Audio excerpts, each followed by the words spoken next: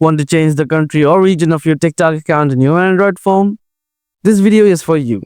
Changing your TikTok account's country or region can give you access to new content, trends, and even special features. Here's how you can do it. Step 1. Change device region. Open the TikTok app and tap on your profile icon in the bottom right.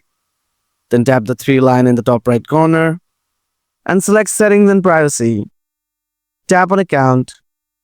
After that, select Account Information. Here you will find the Account Region option. Tap on it.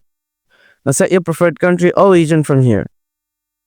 After that, the new region will be set for your TikTok account. Step 2. Hide location in TikTok. So open the TikTok app and tap on your profile icon in the bottom right. Then tap the 3 line icon in the top right corner and select Settings and Privacy. Now go to Privacy. After that, select Location Services. Make sure to select Never under Permission Settings. Once you are done with that, tap on Open Device Settings. This will take you to your TikTok's app settings. In here, tap on Permissions. Then select Location Permissions. Make sure to set this to Don't Allow.